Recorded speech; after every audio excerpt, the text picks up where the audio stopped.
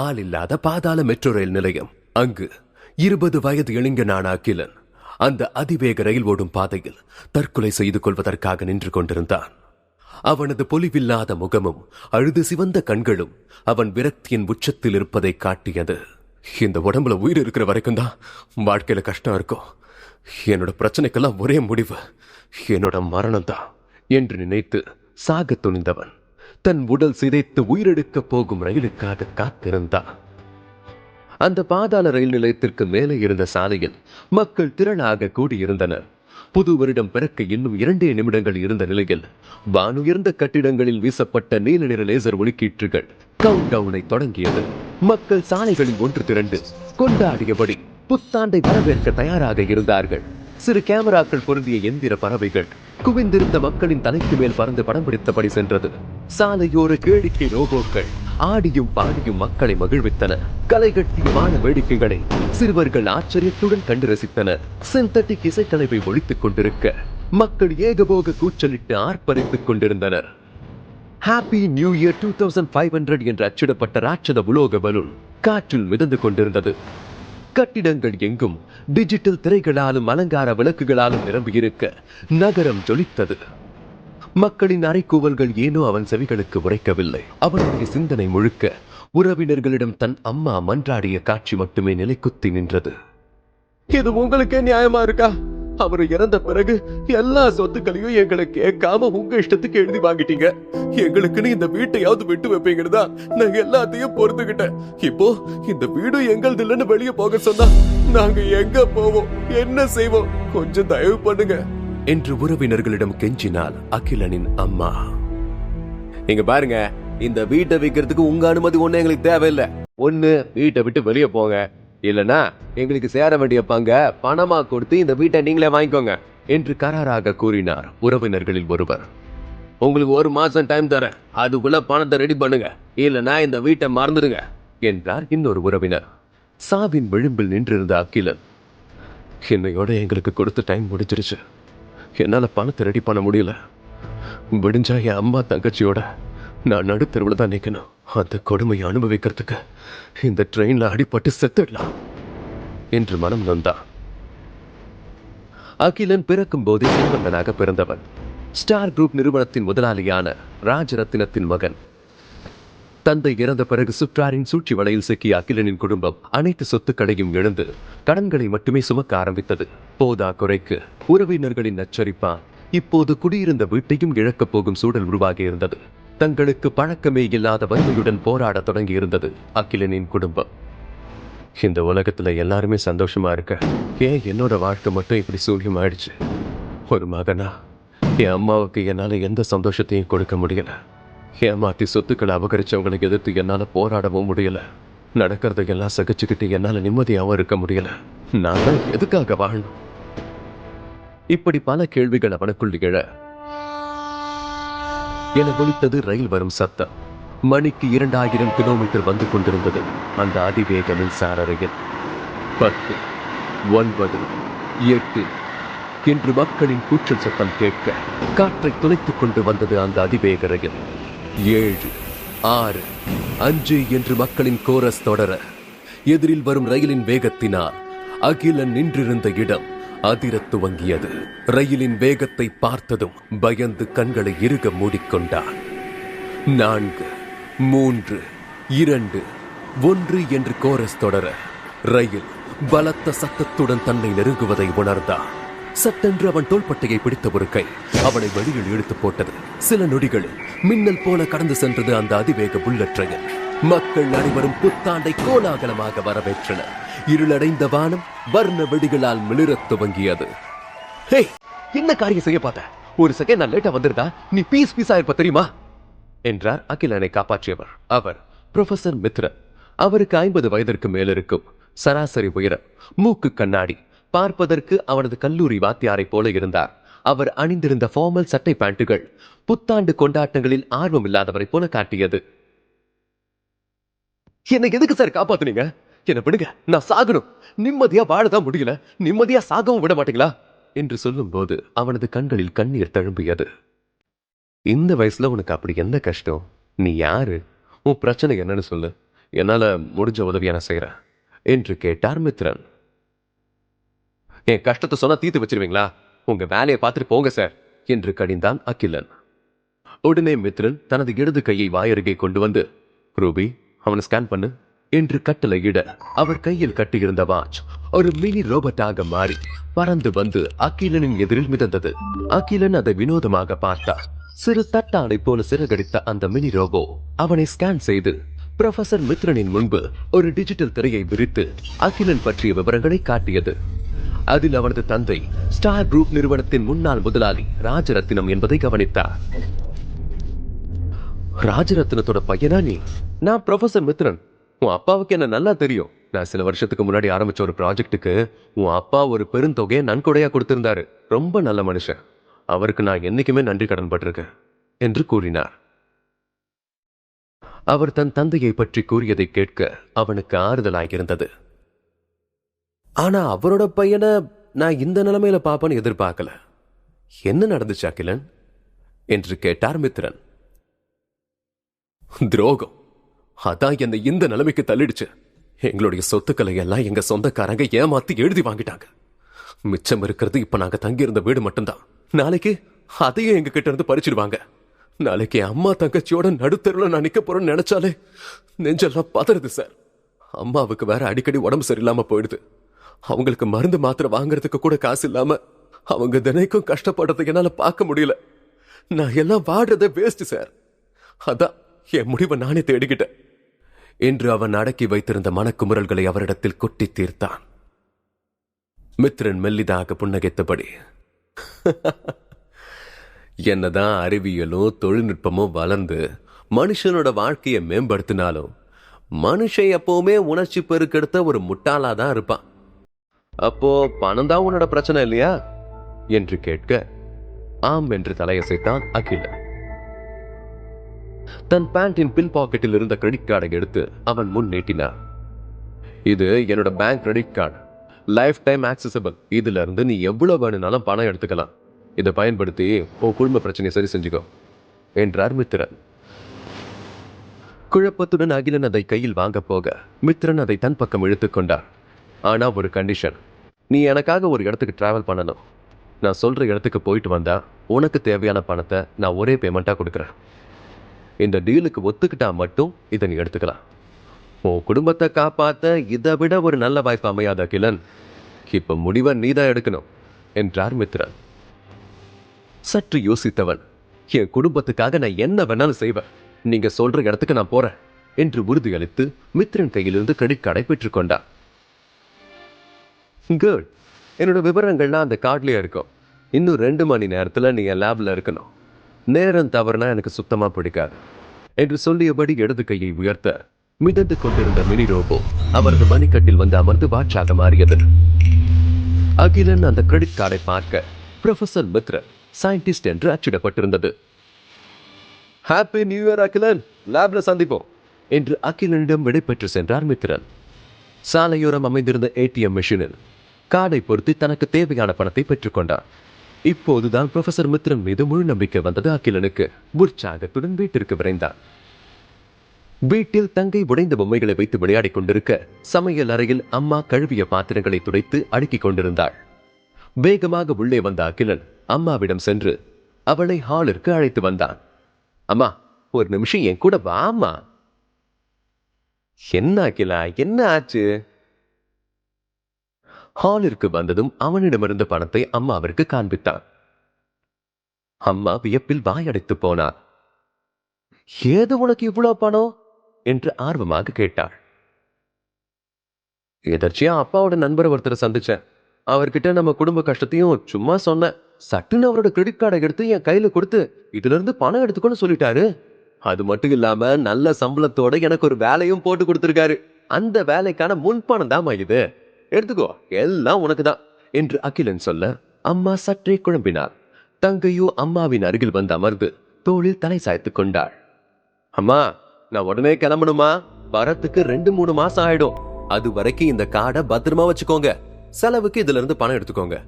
நீங்க எதுக்கும் கவலைப்படாதீங்கம்மா. இந்த வீட்டை அடுத்தவங்க எடுத்துக்க ஒரு நாளும் நான் விட மாட்டேன் என்று அகிலன் கூறிய நம்பிக்கை வார்த்தைகளை கேட்டு அம்மா நெகிழ்ந்தாள். ஏக்கம் நிறைந்த அம்மாவின் கண்களை பார்க்கும்போது அவனுக்குள் குற்ற உணர்ச்சி குத்தூசியாய் குத்தியது. நம்மளையே நம்பியிருக்கிற குடும்பத்தை விட்டு சாக துணிஞ்சது எவ்வளவு பெரிய கோழத்தனம் என்று எண்ணி வெட்கப்பட்டான். அம்மாவும் தங்கையும் வாசலில் நிற்க அவர்களிடம் விடைபெற்று புறப்பட்டான் அகிலன். புரொஃபசர் மித்ரனின் லேப் இருக்கும் கட்டிடத்தை வந்தடைந்தான் அகிலன். தானியங்கி கண்ணாடி கதவுகள் அவனை உள்ளே நுழைய அனுமதித்தது.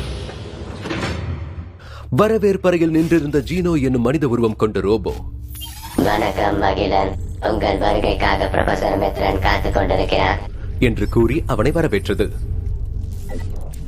அகிலன் அந்த ரோபோவை பின்தொடர்ந்து சென்றான். அங்கு மித்ரன் ஒரு பெரிய இயந்திரத்தை பழுது பார்த்துக் கொண்டிருந்தார். அந்த இயந்திரத்தை சுற்றி மின்கம்பிகளும் சிக்கலான வயர்களும் பெரிய வளையங்களும் நடுவே ஒரு நாற்காலியும் கொண்டிருந்தது. அகிலன் உள்ளே வருவதை கண்டதும், வா அகிலன், உன்னோட ரைட் கிட்டத்தட்ட ரெடி ஆயிடுச்சு என்றார் மித்ரன் ஆர்வத்துடன். நான் எங்க போகணும்னு நீங்க சொல்லலையே என்று யோசிக்காமல் கேட்டான் அகிலன். மித்ரன் அவர் முன்னிருந்த நவீன கணிப்பொறியில் ஒரு பொத்தானை அழுத்த ஒரு பெரிய ஹாலோகிராபிக் திரை அவர்கள் முன்விருந்தது. அதில் மனிதர்கள் வாழும் பூமியைப் போல பல கிரகங்கள் இருப்பதை அகிலன் ஆச்சரியத்துடன் பார்த்தான்.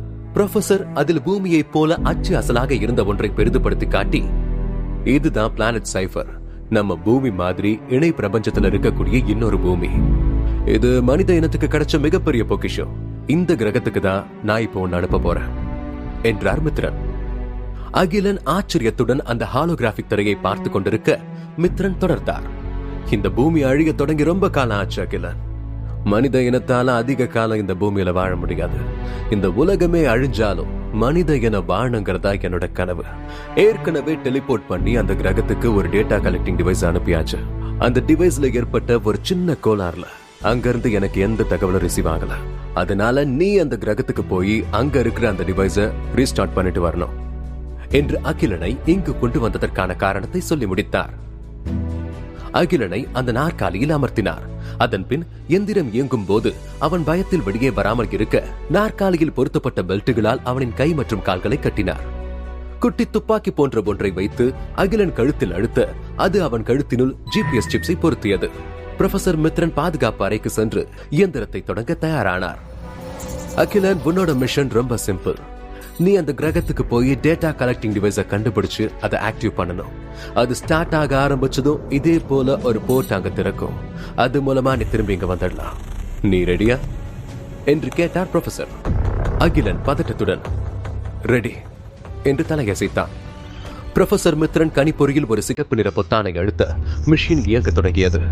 அதனை சுற்றியுள்ள வளையங்கள் மேலும் கீழுமாக சுற்றியது. மெல்ல மெல்ல இயந்திரத்தின் வேகம் கூடிக்கொண்டே போக அகிலனின் கண்கள் விரிந்தன.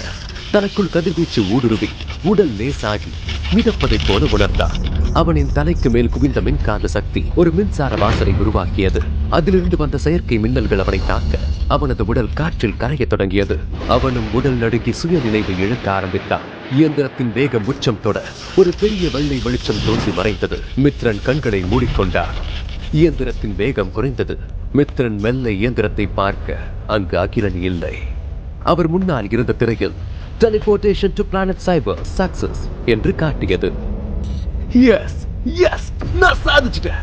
பல ஆண்டு கால ஆராய்ச்சிக்கு அப்புறம் இது சாத்தியமாயிருக்கு என்று சந்தோஷத்தில் துள்ளி குதித்துக் கொண்டிருந்தார். அவருக்கு பின்னால் இருந்த ரோபோட் ஜீனோ, அகிலன் திரும்பி வருவதற்கான சாத்தியக்கூறுகள் எதுவும் இல்லை என்ற தகவலை மித்ரனுக்கு தெரிவித்தது.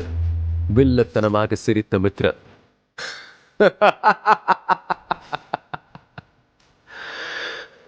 அவனால திரும்பி இந்த பூமிக்கு வரவே முடியாது. அவனை அந்த கிரகத்துக்கு அனுப்புற வழி மட்டும்தான் நமக்கு தெரியும். அவன் திரும்பி வரத்துக்கு ஏதாவது அதிசயம் நடந்தாதான் உண்டு. என்னை பொறுத்த வரைக்கும் அகிலன் என் ஆராய்ச்சிக்காக பயன்படுத்தப்பட்ட ஒரு சோதனை எலி, அவ்வளவுதான். எப்படியும் போக போற உயிர் தானே, அது நமக்காக போகட்டும்.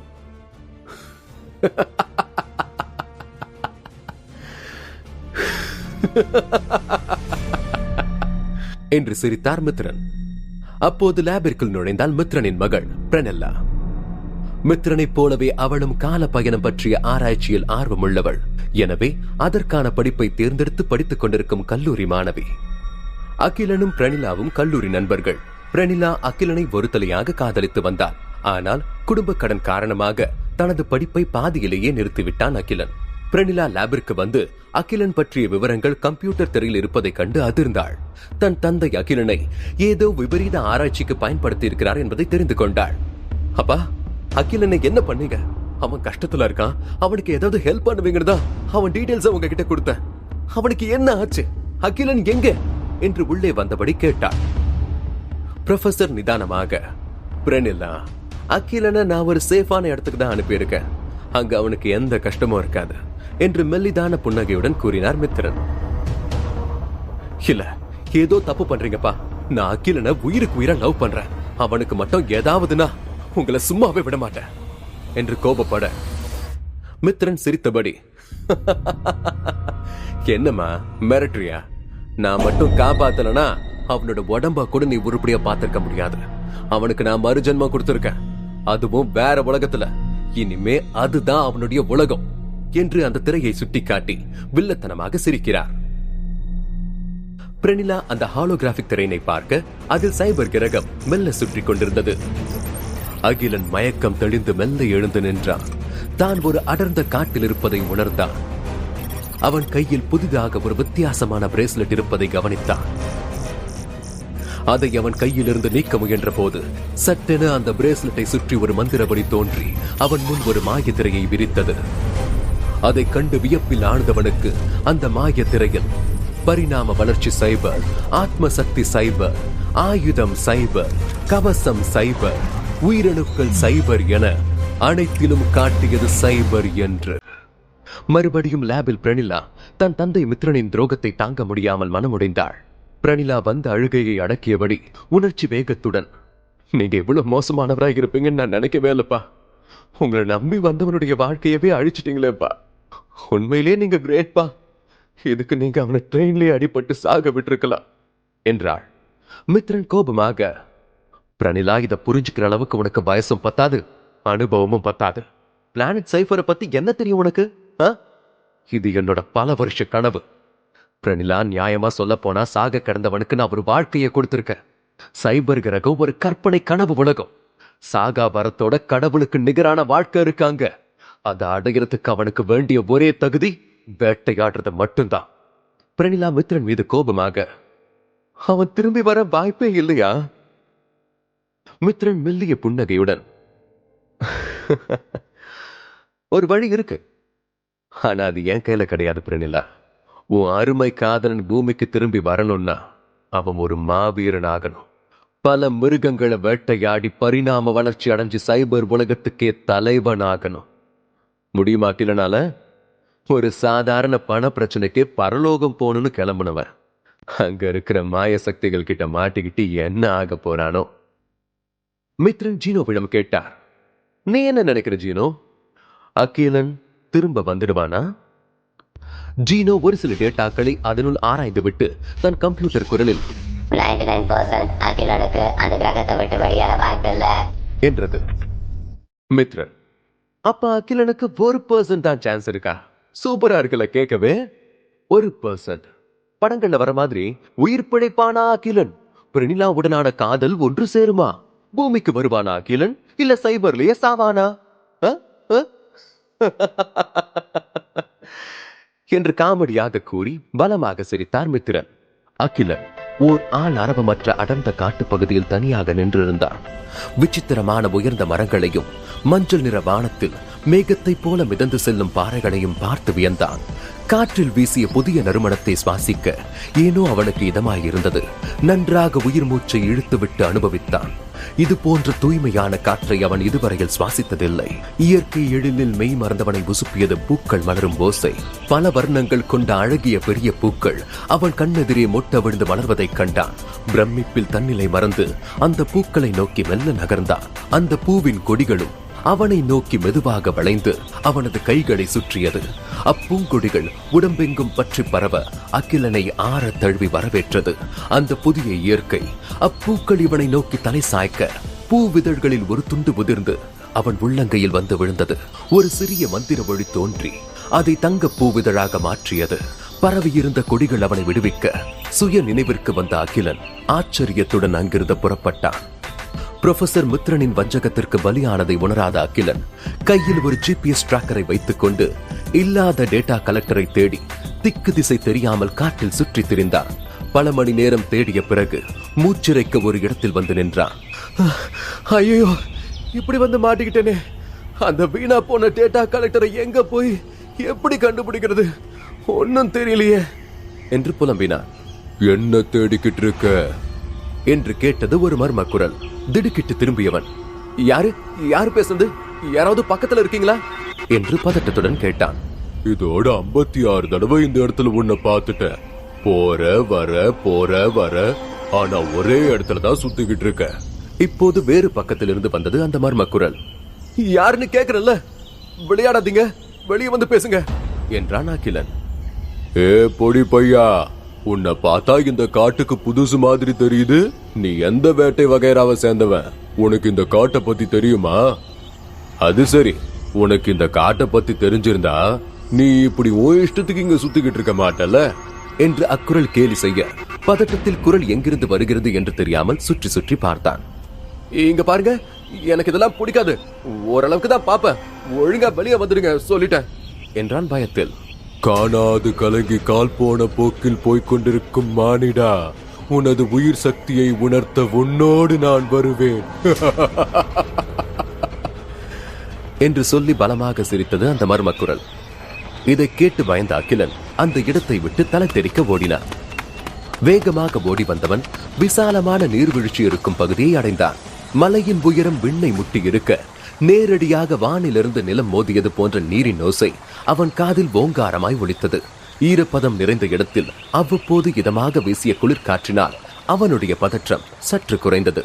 மர்ம குரலிடமிருந்து தப்பித்ததை எண்ணி நிம்மதி பெருமூச்சு விட்டான். தாகத்தில் இருந்தவன் தண்ணீர் குடிப்பதற்காக ஓடும் நீர் அருகில் சென்றான்.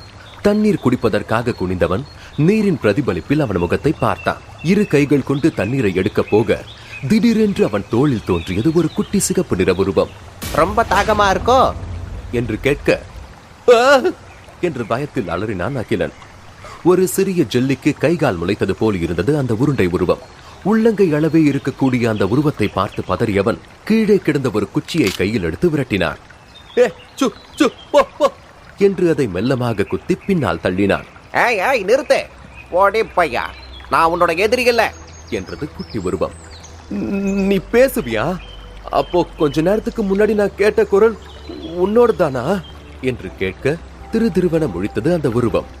ஆமா, நான் சும்மா உன்னை பயமுறுத்த தான் அப்படி பண்ண. இப்ப அது முக்கியம் இல்ல பொடி பையா, நீ யாருன்னு சொல்லு என்று கேட்டது. குழப்பத்தில் இருந்த அகிலன், நான் இங்க ஒரு டேட்டா கலெக்டிங் டிவைஸை தேடி வந்தேன். அந்த மிஷின்ல ஒரு கோளாறு, அதை சரி செஞ்சாதான் வீட்டுக்கு போக முடியும். ப்ரொஃபசர் மித்ரன் தான் என்னை இங்க அனுப்பி வச்சாரு. அந்த டெலிபோர்ட்டிங் மிஷின் இங்கதான் எங்கேயாவது இருக்கணும். இந்த ஜிபிஎஸ் டிராக்கர்ல சிக்னல் வேற வர மாட்டேங்குது என்று சொல்ல அந்த குட்டி உருவம் கடுப்பானது. போதும் போதும், நிறுத்து பொடி பையா, நீ என்ன சொல்றனே சுத்தமா புரியல என்று சலிப்புடன் சொன்னது அந்த குட்டி உருவம். அகிலன் துவண்டு போனதை பார்த்தவுடன், சரி சரி பொடி பையா, வருத்தப்படாத, நான் உனக்கு உதவுறேன் என்றது குட்டி உருவம். நிஜமாவா? உன்னால எனக்கு ஹெல்ப் பண்ண முடியுமா என்று ஆர்வத்துடன் கேட்டான் அகிலன். முடியுமாவா பொடி பையா? நான் யாருன்னு தெரியுமா? நான் தான் சின்னு, இந்த காட்டோட தலை சிறந்த சிகாரி என்று ஸ்டைலாக போஸ் கொடுத்து நிற்க, சிகாரியா அப்படின்னா என்று கேட்டான் அகிலன். அட, உனக்கு எல்லாத்துக்குமே விளக்கம் கொடுக்கணும் போல இருக்க. வேட்டைக்காரங்களோட வழிகாட்டிய தான் சிகாரின்னு சொல்லுவாங்க. எவ்வளவு பெரிய வேட்டைக்காரனா இருந்தாலும் காட்டுக்குள்ள நுழைஞ்சு உயிரோட வெளியே வரதுக்கு சிகாரியோட தயவு வேணும் தம்பி. என்ன செய்ய, சாதுவான ஜந்துக்களா பிறந்துட்டோம். பரிணாம வளர்ச்சி இல்லாத எங்களால வேட்டையாடவும் முடியாது, யாரும் எங்களை வேட்டையாடவும் மாட்டாங்க. மனுஷங்கள சில பேர் எங்களை வளர்ப்பு ஜந்துவா கூட வச்சுப்பாங்க. சில வேட்டைக்காரங்க எங்களை சிகாரியா தேர்ந்தெடுத்துக்குவாங்க. எனக்கு வளர்ப்பு ஜந்துவா போறதுல துளி கூட இஷ்டம் இல்ல. ஏன்னா வளர்ப்பு ஜந்துவா கொஞ்சம் போது அவனுக்கு முகத்தை பார்க்க சகிக்காது என்றது சின்னு. நீ எனக்காக அந்த டிவைஸை கண்டுபிடிச்சு கொடுக்கறியா பிளீஸ் என்று கெஞ்சினான் அகிலன். சரி, எனக்கும் உன்னை பார்த்தா பாவமா தான் இருக்கு. நீ தேடிக்கிட்டு இருக்கிற பொருளை கண்டுபிடிக்க நான் உதவி பண்றேன். ஆனா நீ என் கூட ஒரு ஒப்பந்தம் போட்டுக்கணும் என்று கோரிக்கை வைத்தது சின்னு. அகிலனுக்கு அடி வயிறு கலங்கியது. ஒருத்தங்கிட்ட போட்ட ஒப்பந்தத்துக்கே நம்ம வாழ்க்கை கிழிஞ்சி நார் நாரா போச்சு. இதுல இந்த குட்டி சாத்தாங்கிட்ட ஒப்பந்தம் போட்டுக்கிட்டா நம்ம நிலைமை படு மோசமா போயிடும் போலயே என்று மனதில் நினைத்து கொண்டான். என்ன ஒப்பந்தம் என்று கேட்டான் அகிலன். என்ன உன்னோட சிகாரியா நீ ஏத்துக்கணும். அது மட்டும் இல்ல, நீ அந்த கருவியை கண்டுபிடிச்சு உன்னோட நகரத்துக்கு நீ போற வரைக்கும் நான் உன் கூடவே தான் இருப்பேன். இதுக்கு சம்மதமா என்று சின்னு கேட்டது.